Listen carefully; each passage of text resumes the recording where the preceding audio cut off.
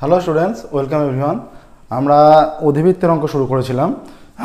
অধিবৃত্তের বহু বিকল্পধর্মী হয়ে গেছিলো, তো অতি সংক্ষিপ্ত হয়ে গেছিলো। সংক্ষিপ্ত তো ধর্মে আমাদের বেশ কয়েকটা ক্লাস হয়ে গেছে। সংক্ষিপ্ত ধর্মে 9 পর্যন্ত অঙ্ক হয়ে গেছে। আজকে আমরা 10 থেকে শুরু করব। ক্লাস 9 to 12 তোমার বেঙ্গলি মিডিয়ামের সিলেবাসের বেশিরভাগটাই আমরা কমপ্লিট করে নিয়েছি। আমাদের প্লেলিস্টে সমস্ত ক্লাসের সলিউশন আছে, তোমাদের যা অসুবিধা সেখান থেকে দেখে তোমরা সলভ করতে পারবে। প্রত্যেক দিন আমাদের নতুন ক্লাস পাবলিশ করা হয়। আমাদের চ্যানেলটা অবশ্যই সাবস্ক্রাইব করবে এবং নোটিফিকেশন অন করবে। 10এর দাগে থেকে শুরু করছি। দেখো, দেয়া আছে y² = 4ax অধিবৃত্তের নাভিলম্ব যে বৃত্তের ব্যাস তার সমীকরণ নির্ণয় করো। দেখাও যে বৃত্তটি অধিবৃত্তের অক্ষ নিয়ামকের ছেদবিন্দু দিয়ে যায়। দেখো, তাহলে চিত্রটা আগে বোঝো। চিত্রটা প্রত্যেকটা অঙ্কের চিত্র ধরে করলে, চিত্রটা দেখে অঙ্কটা করলে অনেক বেশি মনে থাকবে, ঠিক আছে, বুঝতেও সুবিধা হবে।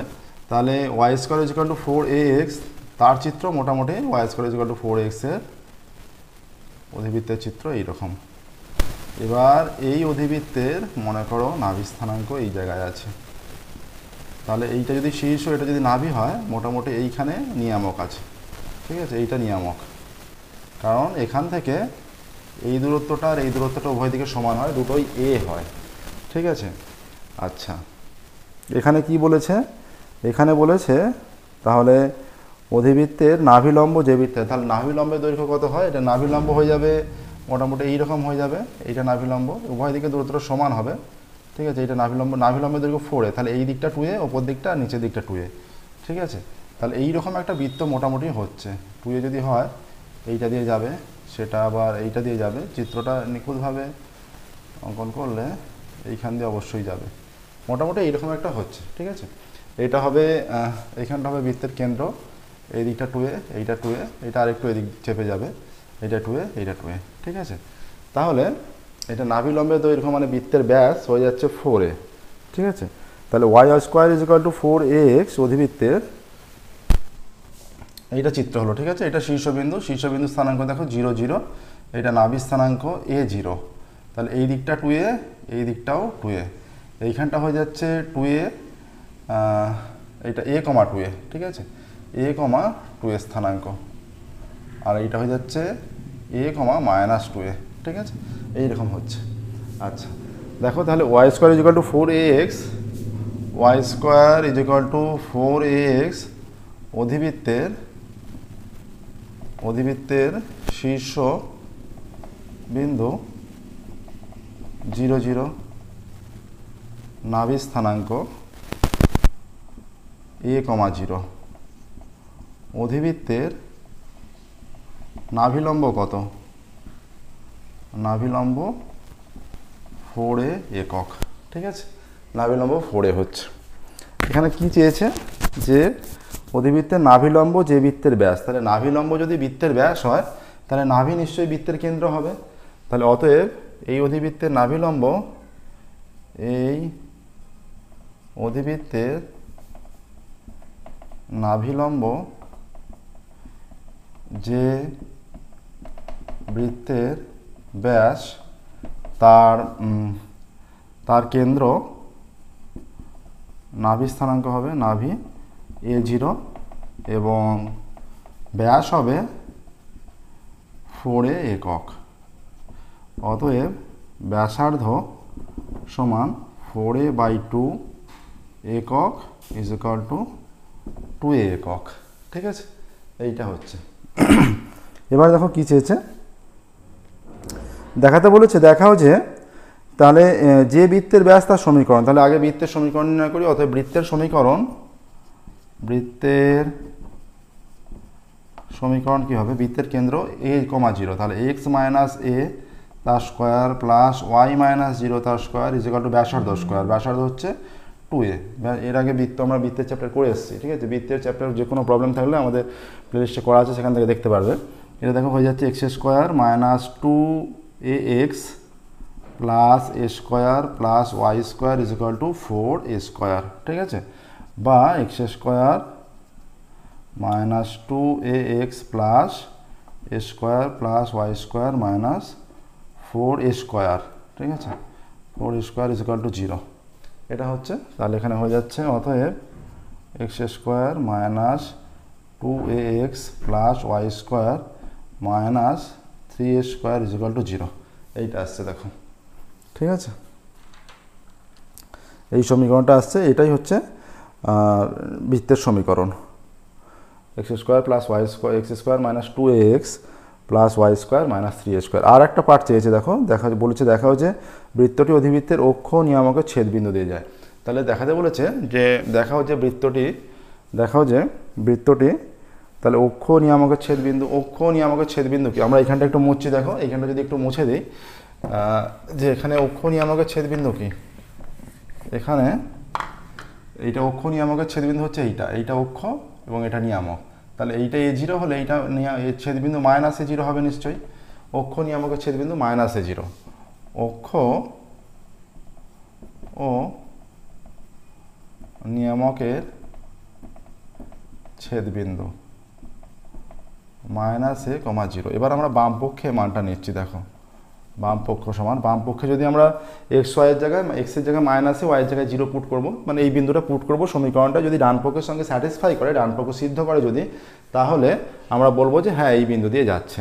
তাহলে এক্স আছে, তার মানে এটা এক্সের জায়গায় -a তার স্কোয়ার মাইনাস 2a এক্সের জায়গায় -a, আচ্ছা, প্লাস ওয়াই স্কোয়ার মানে 0 square minus 3a square is equal to এইটা a স্কোয়ার, আচ্ছা, মাইনাস মাইনাসে plus 2a square minus 3a square. তাহলে plus 3a square minus 3a square কেটে গেল, তাহলে 0 হয়ে গেল, ডান পক্ষ 0 আছে।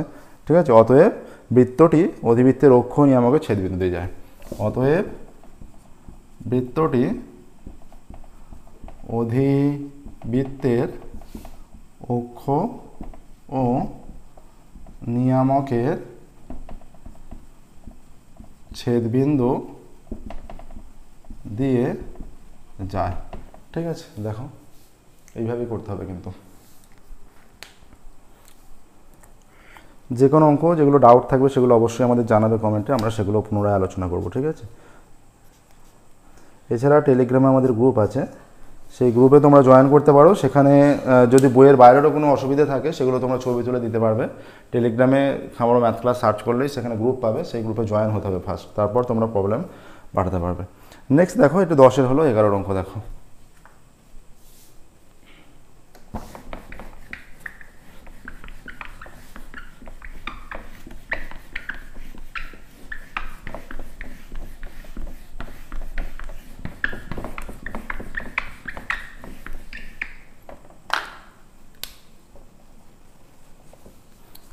বলেছে যে প্রমাণ করো y square equal to 4ax অধিবৃত্তের শীর্ষবিন্দু দিয়ে অঙ্কিত জ্যাসমূহের মধ্যবিন্দুগুলির সঞ্চার পথ।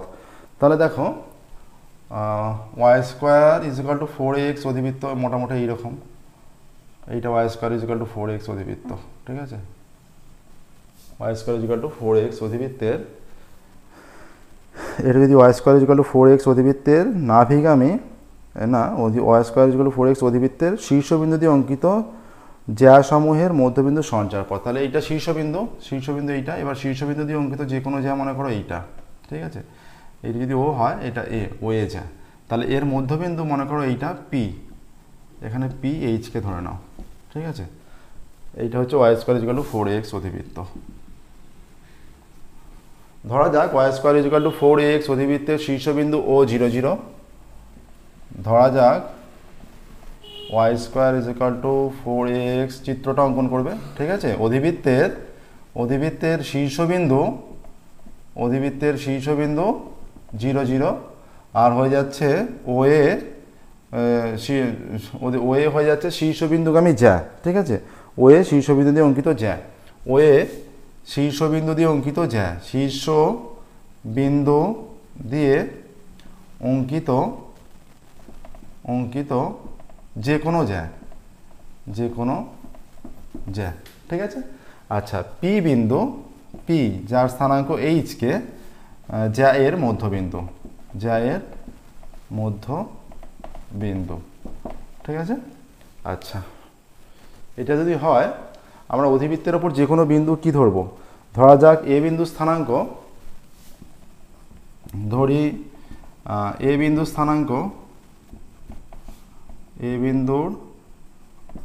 স্থানাঙ্ক এটি স্কোয়ার টু এটি, একটা অধিবৃত্তের ওপর যে কোনো বিন্দু, 8² 280 আমরা নিতে পারি, কারণ এই বিন্দুটা এই বিন্দু থেকেই y² = 4x আসে, বা y² = 4x আমরা যদি এই বিন্দুটা পুট করে দিই উভয় দিক স্যাটিসফাই করে যাবে, ঠিক আছে। তাহলে এই দুটো বিন্দু থেকে এই যে এইটা 0 0 আর এইটা 8² 280, এই দুটো বিন্দু থেকে আমরা এইচকে এর মানটা পাবো। সেখান থেকে আমরা যদি টিটাকে রিপ্লেস করে দিই, সেখান থেকে আমরা পি বিন্দু সঞ্চারপথ পেয়ে যাব, ঠিক আছে। সেখান থেকে আমরা মধ্যবিন্দু সঞ্চারপথ পেয়ে যাব। অতএব এখানে এইচ সমান হয়ে যাচ্ছে এইচ সমান 0 + at²/2, ঠিক আছে। তাহলে এইচ সমান হয়ে যাচ্ছে at²/2, ঠিক আছে। আবার হয়ে যাচ্ছে এখানে k = 0 + 280/2, তাহলে অতএব k = 280/2, অতএব at = k, 2 কেটে দিলে তাহলে টি এর মান কত হচ্ছে, টি এর মান k/a হয়ে যাচ্ছে এখানে। এই টি এর মানটা যদি আমরা এখানে রিপ্লেস করে দিই, অতএব 2h = a ইন্টু এখানে টি এর মান k/a তার স্কোয়ার, বা এটা a ইন্টু k² = 2h, এটা কেটে দিলে a পড়ে থাকছে, অতএব k² = 2ah, এইটা আসছে দেখো, ঠিক আছে। তাহলে আমরা বলতে পারি যে এইচকে দিয়ে আমরা একটা সমীকরণ পেলাম। অতএব তাহলে মধ্যবিন্দু সঞ্চারপথের সমীকরণ, তাহলে কে এর জায়গায় y হয়ে যাবে আর এইচ এর জায়গায় x হয়ে যাবে, সহজ ব্যাপার। অতএব মধ্যবিন্দু মানে জায়ের মধ্যবিন্দু পি এর সঞ্চারপথের সমীকরণ, মধ্যবিন্দু পি এর সঞ্চারপথের সমীকরণ কি হয়ে যাচ্ছে, সঞ্চারপথের সমীকরণ y² = 2ax, y² = 2ax আসছে দেখো, y² = 2ax, এটাই কিন্তু দেখাতে বলেছে, ঠিক আছে, যেটা একটা অধিবৃত্ত, ঠিক আছে। সমীকরণ এইটা অধিবৃত্ত হলো। এবার দেখো এটা 11 হলো, 12 শুরু করছি আমরা, 12 অঙ্ক। নাম্বার 12,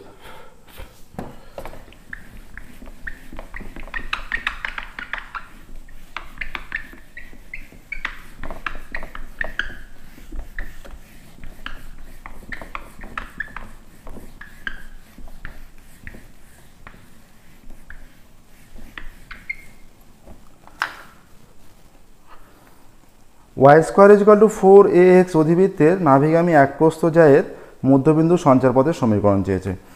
y² = 4ax অধিবৃত্ত, এটা নাম্বার 12। আচ্ছা, এইটা হচ্ছে y² = 4x, y² = 4x অধিবৃত্ত। এখানে মনে করো নাভি স্থানাঙ্ক আছে। তাহলে নাভিগামী একপ্রস্থ জায় কীরকম হয়, মোটামুটি এইরকম হয়। নাভিগামী একপ্রস্থ জায় মনে করো এইটা হচ্ছে, ঠিক আছে। তাহলে এর মধ্যবিন্দু, এটা যদি নাভিবিন্দু হয়, এর মধ্যবিন্দু মোটামুটি এইখানে হচ্ছে, ঠিক আছে। এইটাকে পি বিন্দু মনে করো, ঠিক আছে।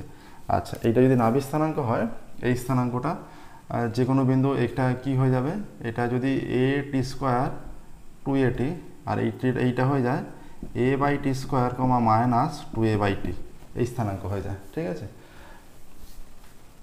তাহলে এখানে কি বলেছে, y² = 4x অধিবৃত্তের এখানে নাভি স্থানাঙ্ক a0, ঠিক আছে, শীর্ষবিন্দু 0 0, নাভিগামী একপ্রস্থ জায়ের মধ্যবিন্দু সঞ্চারপথের সমীকরণ। আমরা যদি এটাকে ab ধরি, এই বিন্দুটা a আর এই বিন্দুটা b, যাদের স্থানাঙ্ক আমরা জানি।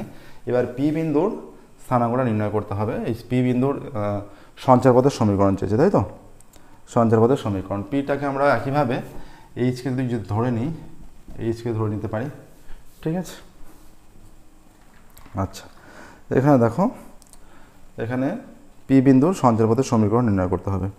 আচ্ছা, ধরা যাক y² = 4ax অধিবৃত্তের নাভিগামী একপ্রস্থ জায় ab, যার a বিন্দু at² 280 এবং b a/t² - 2a/t, ঠিক আছে। আচ্ছা, এ বি এর মধ্যবিন্দু পি, এ বি এর মধ্যবিন্দু পি এইচকে, ঠিক আছে। আচ্ছা, পি বিন্দু সঞ্চারপথ এটা আমরা সহজেই নির্ণয় করতে পারবো। তাহলে এইচ সমান কী হবে, তাহলে পি যেহেতু মধ্যবিন্দু, এখানে নাভি স্থানাঙ্ক A0, নাভি স্থানাঙ্ক A0 কিন্তু এখানে কাজে লাগছে না, ঠিক আছে। নাভি স্থানাঙ্ক A0 আমরা সবাই জানি, কিন্তু সেটা এখানে কাজে লাগছে না এখানে। অতএব এইচ ইকুয়াল টু হয়ে যাচ্ছে এই যে a² প্লাস a/t² ঠিক আছে। এখানে a কমন নিয়ে নিলে 2h ইকুয়াল টু কোনাকুনি গুণ করলে 2h equal to a common, এটা t² প্লাস 1/t²। তাহলে অতএব t² plus 1/t² equal to 2h/a বা t মাইনাস 1/t। তাহলে a² প্লাস b² কে আমরা a মাইনাস b তার whole square plus 2ab plus 2 into t into 1/t এখানে রাখতে পারি, 2h/a, টি কেটে গেল, বা t মাইনাস 1/t তার স্কোয়ার প্লাস 2 হয়ে যাচ্ছে, এটা 2h/a, ঠিক আছে। আবার এখানে হয়ে যাবে যে এই 2at, তাহলে k ইকুয়াল টু কত হবে, এটা হচ্ছে 2at মাইনাস এটা 2a/t/2 হয়ে যাচ্ছে, ঠিক আছে, /2 হয়ে যাচ্ছে। বা এটা কোনাকুনি গুণ করলে 2k equal to 2a common নিলে এটা t মাইনাস 1/t, 2 কেটে গেল, ঠিক আছে। তাহলে অতএব t মাইনাস 1/t এর মান কত, t মাইনাস 1/t এর মান চলে আসছে k/a চলে আসছে, ঠিক আছে। এবার এই মানটা যদি আমরা এখানে পুট করে দিই, এই মানটা যদি আমরা এখানে পুট করে দিই, অতএব আমরা পেয়ে যাচ্ছি k/a তার whole square plus 2 is equal to 2h/a, ঠিক আছে, হলো। এবার এরপর যেটা হচ্ছে, তাহলে বা এটা হয়ে যাচ্ছে k² plus 2 is equal to 2h/a, বা এদিকে a² লসাগু, তাহলে k² plus 2a² is equal to 2h/a, এইটাতে কেটে গিয়ে a পড়ে আছে, অতএব হয়ে যাচ্ছে k² plus 2a² is equal two 2ah, বা k² minus 2ah plus 2a² is equal to 0 আসছে। দেখো k² minus 2ah plus 2a² is equal to 0। তাহলে আমরা এখানে লিখতে পারি, অতএব নাভিগামী এক প্রস্থজায়ের মধ্যবিন্দুর সঞ্চারপথের সমীকরণ, নাভিগামী এক প্রস্থজায়ের মধ্যবিন্দু ক্যালকুলেশনটা ভালো করে দেখে নাও। তাহলে আমরা এই k এর জায়গায় y বসাবো আর x এর জায়গায় h এর জায়গায় x বসাবো, তাহলে হয়ে যাবে। দেখো এখানটা একটু মুছছে,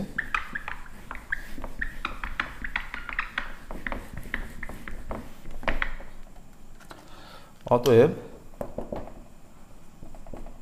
নাভিগামী